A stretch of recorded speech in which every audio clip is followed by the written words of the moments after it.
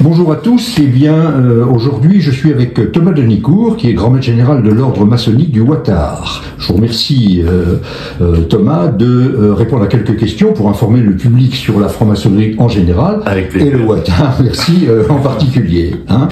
Alors tout d'abord, que signifie le sigle Ouattare ? Ouattare, c'est un acronyme évidemment, ordre initiatique et traditionnel de l'art royal. On pourrait s'arrêter sur chaque mot qu'il y a derrière cette expression. Ordre, parce que nous sommes une famille maçonnique, on reviendra peut-être après sur les différences entre pourquoi spécifiquement ce mot ordre.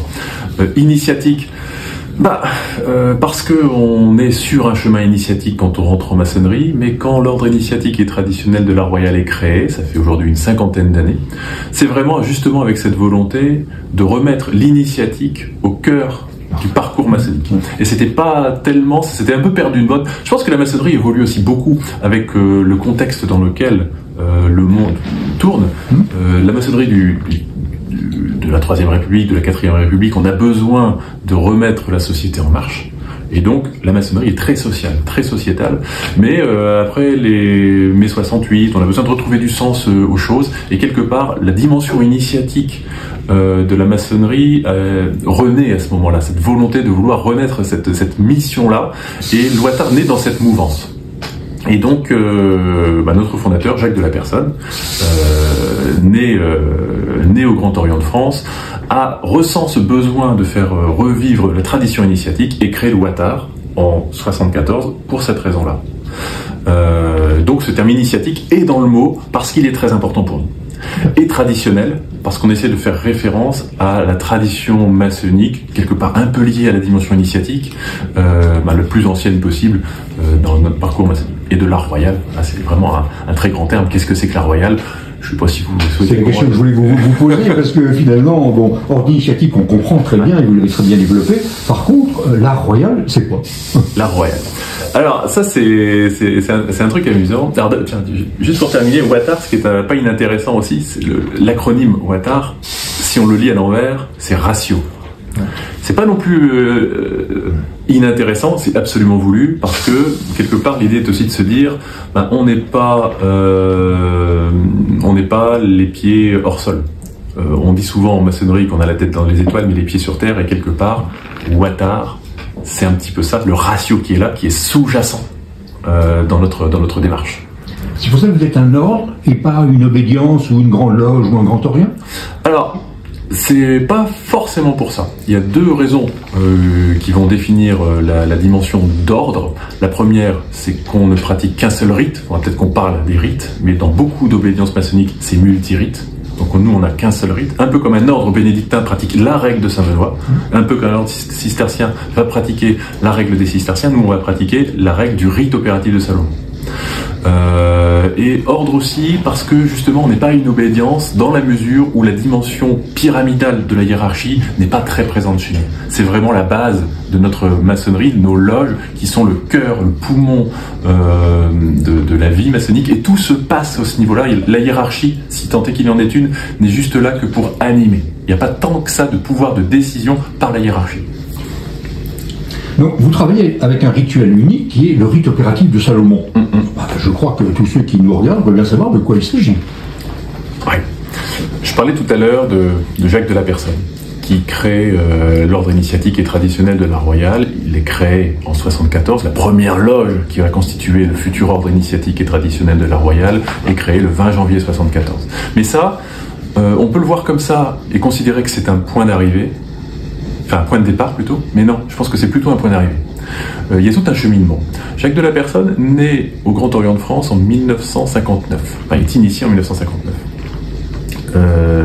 Dans sa loge, très vite, il nous raconte dans ses mémoires que il va se retrouver vénérable de sa loge. Et le Grand Orient de France a ça d'extraordinaire que on a la possibilité, quand on a un rituel à appliquer, de pouvoir changer un mot, de pouvoir changer une phrase. Et lui, il regarde ça et il le dit, je le cite à peu près, je me retrouve vénérable avec le sentiment de manipuler des termes, de manipuler des mots un peu dépouillés de leur substance. Donc il va rayer des mots, en remplacer par d'autres qui lui semblent porteurs plus de sens. Puis, pris un peu par par ce démon du rite que certains d'entre nous peuvent avoir, eh bien il va se plonger dans les anciens rituels, essayer de comprendre d'où viennent les choses, se rendre compte que le temps a fait un travail de sape assez important. Et il va commencer à retrouver des sources, à retrouver d'autres sources qui ont pu certainement être à l'origine de ce qu'il avait aujourd'hui, de ce qu'il manipulait à ce moment-là, récupérer des mots, récupérer des phrases, récupérer des éléments de tradition. Il va aussi visiter énormément de loges, énormément de rites, s'imprégner de tout cela, et finalement, plutôt que de enrichir le rite qu'il pratiquait, il va carrément décider de faire autre chose, et de mettre, ce qu'on disait un petit peu tout à l'heure, de remettre l'initiatique et la tradition au cœur de ce qu'il avait envie de construire. Le rite opératif de Salomon est un peu le résultat de cette pratique-là. Il y a des choses originales dans le rite opératif de Salomon. Si on se remet dans le contexte de 74, lui ne conçoit pas que son orientation extrêmement symbolique, extrêmement initiatique, puisse se faire en excluant les femmes. Pour lui, ça, c'est pas possible. Mais il est au Grand Orient. Le Grand Orient n'est pas mixte. Donc, aller plus loin dans sa pratique d'un rite qu'il a envie de promouvoir nécessite forcément d'aller expérimenter ailleurs. Ça, c'est une des raisons. Il y a d'autres raisons, des choses qu'il veut remettre au goût du jour. Par exemple, que les décisions puissent se prendre à l'unanimité. Par exemple, que il y a des façons de rentrer en maçonnerie, mais il veut introduire ce que l'on appelle chez nous la galerie, peut-être qu'on y reviendra, mais qui est une rencontre très officielle entre des non-maçons et des maçons qui servent un peu de point de rencontre, permettant à une future loge de faire connaissance avec le profane qui souhaite le rejoindre, et en même temps, de la même façon, en miroir, que chaque non-maçon, que chaque profane puisse aussi voir les gens qui pourraient, de la loge dans laquelle il pourrait intégrer, et de se dire, bah ouais, ça fit. Donc toute cette pratique-là, c'est des choses qui ne sont pas forcément simples à faire au niveau du géo et qui vont l'inciter à aller ailleurs. Et donc le rite opératif de Salomon, c'est une pratique qui découle de tout cela, c'est-à-dire il y a de la rituelique, de la gestuelle, des mots, des phrases, quelque chose qu'il a inventé pour promouvoir une initiatique qu'il estime plus traditionnelle, et en même temps un contexte, une philosophie, une façon de penser la maçonnerie qui ne peut, dans son idée, s'il veut aller plus loin, s'épanouir qu'en dehors du Grand Orient de France. D'où la création de la première loge en dehors de Ouattara, du géo, à ce moment-là. Alors, j'ai bien compris les spécificités du Ouattara. C'est d'une part donc les galeries, d'autre part le vote à l'unanimité, mais j'ai aussi entendu parler de l'oralité. Est-ce que vous la pratiquez chez vous et comment vous la pratiquez? Ouais, l'oralité. L'expression orale, l'oralité, je ne sais pas trop quel terme employer. Une dimension qui est importante dans l'esprit de Jacques de la Personne, c'est que faut qu'on revienne d'ailleurs sur le mot d'art royal qu'on évoquait tout à l'heure. Ça fait le lien. Mais l'une des dimensions, quand Jacques recrée le rite, on a souvent tendance à dire, je retrouve quand je visite le rite opératif de Salomon, je retrouve, ça vient du rite français, ça vient de l'écossais. Voilà. On se dit, c'est composite ce qu'il a fait. C'est un peu un patchwork. Je pense que ce serait une erreur de l'analyser que comme ça. Oui, il s'est nourri d'énormément de traditions différentes, mais il avait un but. Il avait un but, donc il n'a pas tout pris, mais il a pris ce qui lui semblait pertinent pour nourrir ce but. Et ce but-là, c'est d'essayer de libérer l'individu le plus possible, de lui permettre de s'affranchir de son carcan social, culturel, religieux, pour vraiment retrouver une propre façon de penser et quelque part, justement, cette pratique de l'oralité, c'est-à-dire qu'est-ce que ça veut dire l'oralité chez nous? Quand on va présenter des travaux, on n'a pas de papier avec nous, on va pas lire un travail que l'on a pu préparer à côté, on va pas tellement s'attacher aux mots, mais on va plutôt s'attacher à l'instant. Et finalement, raconter un thème, pas forcément, je trouve qu'il est intéressant ce mot-là, raconter un thème, un peu comme je parlerai de mes vacances, avec ce que j'ai vécu, avec ce que j'en ai compris, avec le cœur. Et donc me libérer d'un support papier où j'aurais quelque part une pensée qui est un peu figée à ce que j'aurais imaginé au moment où j'ai écrit mon papier. Moi je comprends très bien cette oralité, mais finalement, est-ce que c'est possible pour tout le monde? Est-ce que c'est accessible à tout le monde? Moi, je suis convaincu que oui. D'abord parce que le fait est que je constate que ça se pratique par tout le monde. Dans une loge, il n'y a pas d'exception. Les gens pratiquent l'oralité chez nous. Il n'y a pas d'exception. C'est un peu. Il y a des terrains, je le vois bien chez nous, où on a un peu de réticence sur l'oralité. Mais par exemple, en Île-de-France, l'oralité, l'expression orale, la façon de parler, c'est la norme de toutes les loges. Je veux dire, si c'est vrai, si c'est la norme de beaucoup de loges, c'est que c'est accessible au fond à tous. Par contre, il y a un effort à faire. Il y a un effort, et j'ai envie de dire, encore une fois, je leur dis comme je l'ai dit tout à l'heure, mais une façon de le concevoir, c'est-à-dire non pas apprendre par cœur quelque chose que j'aurais écrit, ce qui là, effectivement, n'est pas accessible à tous, mais, encore une fois, raconter ce que j'ai compris. Et au fond, ce travail plutôt d'introduction, il peut durer 5 minutes, comme il peut durer une demi-heure, mais on n'a pas d'exigence de temps, on n'a pas d'exigence de qualité. L'idée, c'est d'avoir suffisamment réfléchi et intériorisé un sujet pour être capable d'en parler avec notre niveau de compétence, de connaissance, de compréhension du sujet. Finalement, on n'est pas jugé. Alors, ça, c'est un gros intérêt de la maçonnerie, c'est qu'effectivement, il n'y a aucun enjeu et on n'est pas jugé. Voire même, je pense que toutes les personnes qui interviennent, qui présentent un travail, le moment le plus précieux que chacun a, c'est après. C'est qu'est-ce que les autres vont dire en plus de moi sur le sujet qui m'a été confié d'introduire. Et là, on s'enrichit terriblement de voir que, on a des façons de penser les uns les autres qui vont être différentes sur un même sujet. Ça ouvre les horizons, ça amène une espèce d'esprit de tolérance quelque part qui nous permet d'accueillir des pensées très différentes. Toutes sont valables sur un sujet donné. Au fond, c'est une boule à facettes dont moi j'ai exploré quelques-unes des facettes, peut-être en ayant la conviction d'avoir absolument vu toutes les facettes, mais l'échange avec l'autre va me permettre de me rendre compte que c'est faux. Oui, mais imaginez, parce que c'est pas simple, l'oralité quand même, je sais pas si c'est à la portée de tout le monde, imaginez que je bloque. À un moment donné, oui, j'ai bien réfléchi, et puis je sais pas quoi dire. Mais qu'est-ce qui se passe? Qu'est-ce qui se passe? De deux choses l'une, ou bien tu as une anti-sèche, et à ce moment-là, on va pouvoir sortir son anti-sèche. Ou bien, on bloque, on ne veut pas sortir son anti-sèche, on peut s'arrêter là.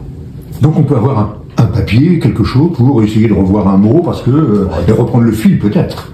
Moi, quand je présente un travail, si je prends mon propre cas, une comparaison n'est pas raison, mais enfin mon propre cas, je n'écris rien, je n'écris plus rien, j'ai écrit beaucoup, moi, ça me rassurait à une époque, maintenant j'écris moins. Par contre, j'ai une carte mentale.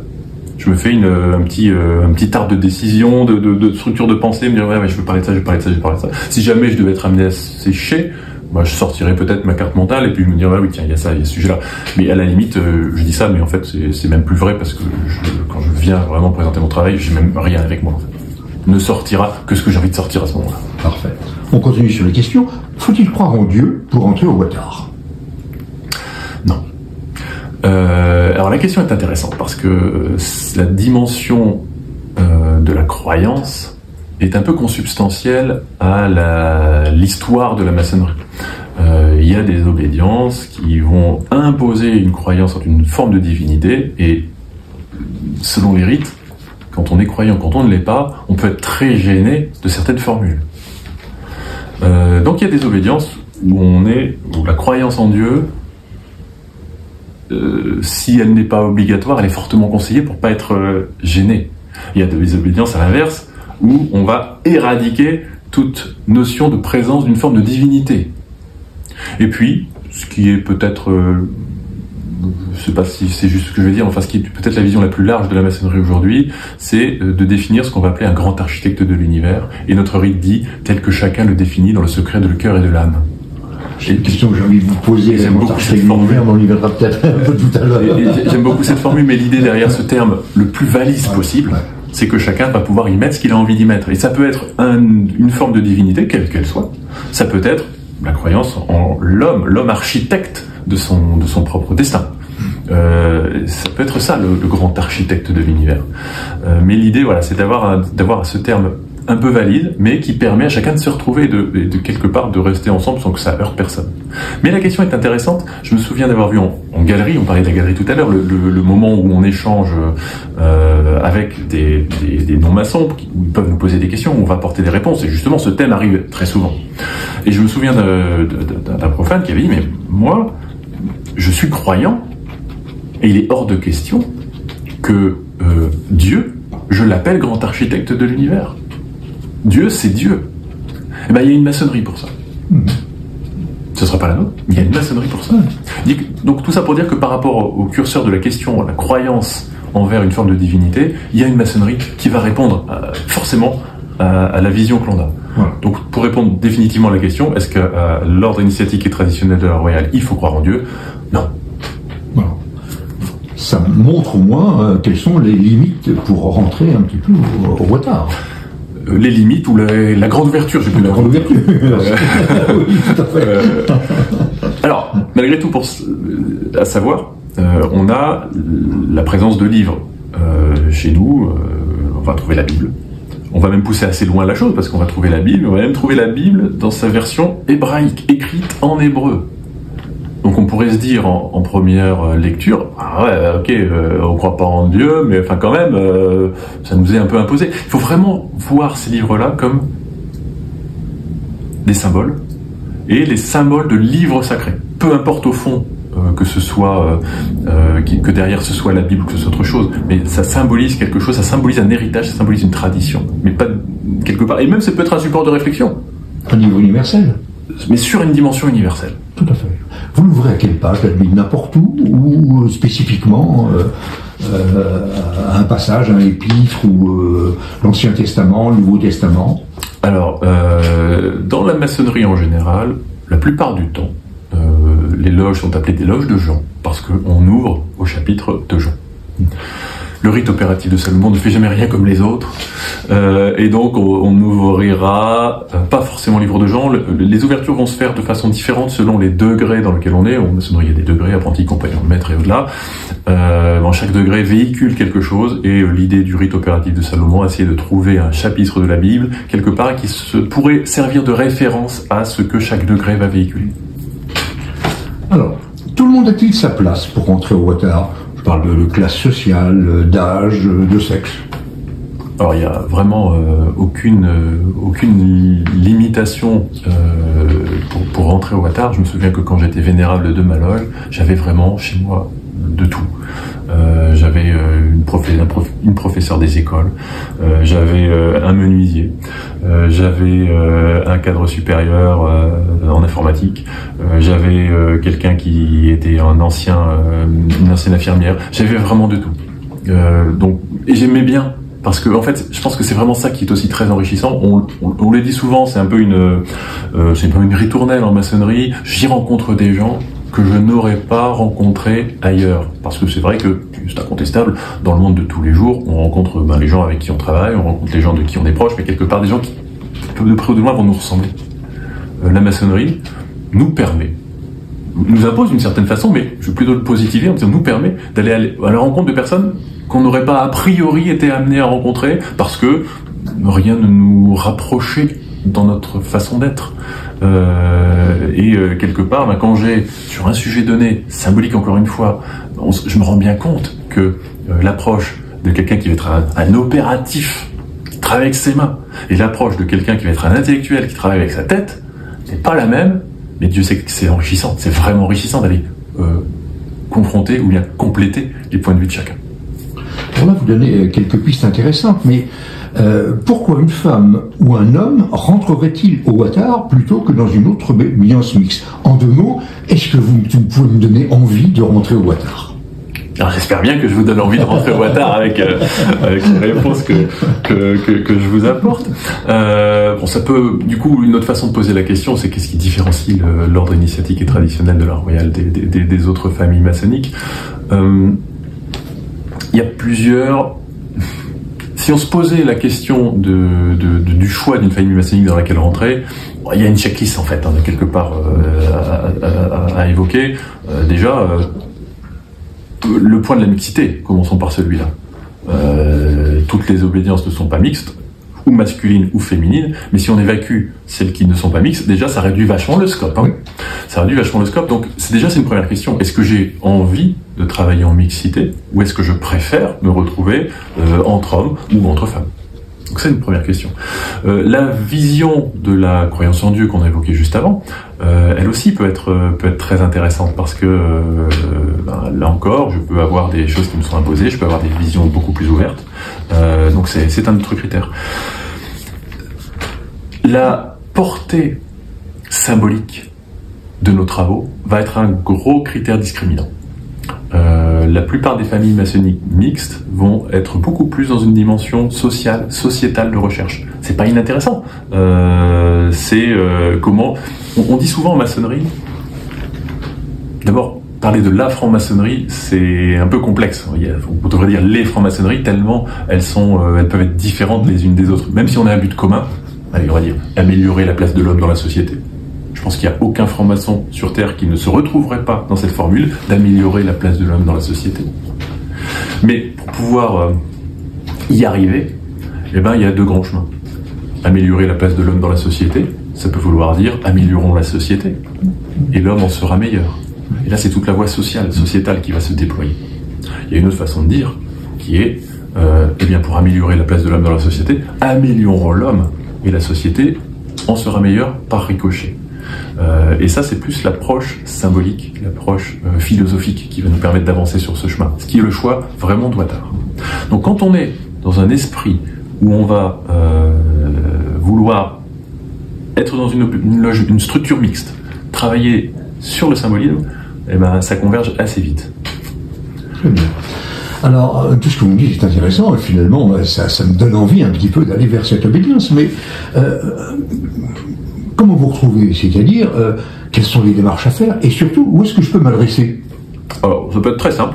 Si vous connaissez un maçon de Wattard, évidemment, c'est la porte la plus évidente, mais on a un site internet avec un contact. Vous envoyez simplement votre contact et vous serez très vite recontacté. Comment s'appelle votre site internet? Alors, c'est www.wattard.info. Très bien. Et c'est un joli site très bien. sur lequel on a pas mal travaillé. Oui. Donc n'hésitez pas à aller y faire un tour parce que très honnêtement, c'est un gros travail que l'on a réalisé pour pouvoir faire quelque chose que l'on espère, en tous les cas, répondre à un premier niveau de question, le rendre assez attrayant, plutôt agréable sur lequel naviguer. Donc n'hésitez pas à aller faire un tour. Alors, je voudrais savoir qu'est-ce que cela vous a apporté de devenir franc-maçon. Ouais.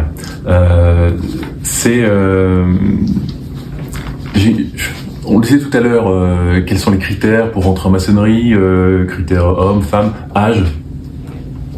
Les hommes, les femmes de tout âge peuvent rentrer en maçonnerie. J'ai eu la chance, je considère que c'est vraiment une chance, de rentrer jeune. J'ai été initié en 2001, donc aujourd'hui j'ai du coup 24 ans de maçonnerie derrière moi. J'ai été initié à 26 ans. Et je considère que c'est une chance parce que précisément ça rend ouvert. Ça rend ouvert, ça ouvre les chakras, ça ouvre le regard, ça accueille, ça permet progressivement ça nous permet d'accueillir l'autre. Dans le monde professionnel, on me dit souvent, j'aime bien travailler avec toi parce que on a l'impression d'être écouté. Je suis bien convaincu que je le dois à la maçonnerie. Je vais avoir une autre réponse. Quand on regarde le monde qui nous environne, si à un moment donné vous allez faire une enquête dans la rue pour parler du monde qui nous environne, qu'est-ce que vous en pensez? On va vous parler de quoi? On va vous parler du problème de pouvoir d'achat. On va vous parler des guerres qui éclatent un peu partout. On va vous parler de la politique du moment et de ses difficultés. On va vous parler d'une perte de repères. On va vous parler d'une société qui est de plus en plus individualiste et peut-être plus vicieux. On va vous parler de fake news. De dire qu'à un moment donné, on ne peut plus croire vraiment une information sans qu'elle soit vérifiée 10 fois. Ça fait des charges mentales terribles. Et pour autant, dans cette sinistrose-là, Alors moi, je suis très en lien avec la société. Je suis très informé. Je suis vraiment quelqu'un qui vit le monde sociétal qui nous environne. Je suis vraiment dedans. Mais ce regard-là, j'arrive pas à le faire mien. Je le constate presque comme un objet. Je ne peux pas m'empêcher de rester joyeux. Je ne peux pas m'empêcher de rester heureux.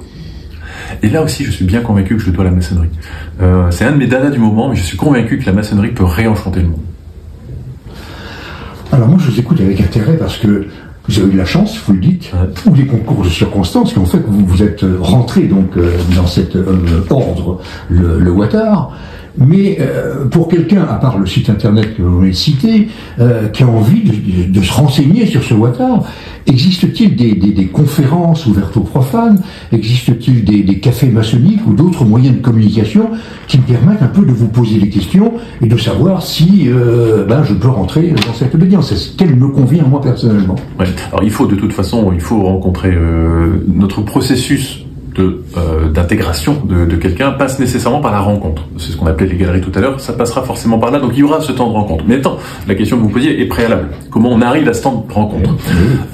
Donc, certes, il y a site, mais oui, il y a des conférences que l'on donne sur tous nos territoires. Alors l'ordre initiatique et traditionnel de l'Art Royal, s'il faut le positionner, c'est environ une petite centaine de loges, c'est 1200, 1300 membres selon les années, l'âge du capitaine, selon si je suis dans la police ou dans les syndicats pour compter, mais la planète c'est ça.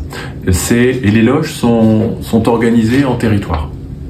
Territoires qui sont des loges qui se regroupent par cohérence géographique pour faire simple.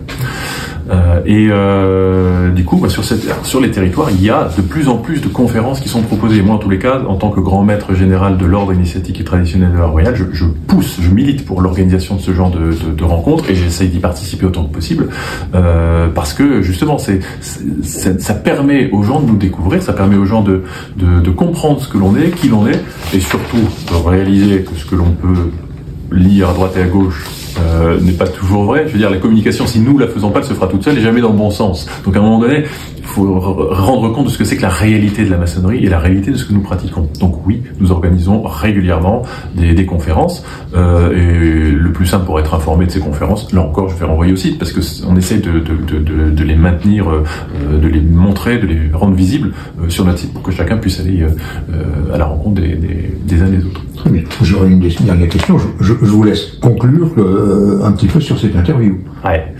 Merci en tous les cas de m'avoir offert cette possibilité d'échange. Je suis ravi de pouvoir continuer ce travail de présentation de ce que l'on est. Donc merci de m'avoir proposé cette opportunité-là. L'aventure de la maçonnerie est une très belle aventure. Je pense que là encore, si les maçons ont à cœur de pouvoir présenter ce qu'ils font, de présenter la pratique qu'ils ont tous les 15 jours, c'est bien parce qu'ils sont convaincus que ça peut apporter aux uns et aux autres, et encore une fois, je vais le redire, réenchanter le monde. Très bien, c'est moi qui vous remercie. Je suis très heureux que vous ayez pu parler du Watar parce que c'est un ordre qu'on connaît mal. Et plus on en parle, plus les profanes, que ce soit masculin ou féminin, auront envie de vous rejoindre, et je le souhaite.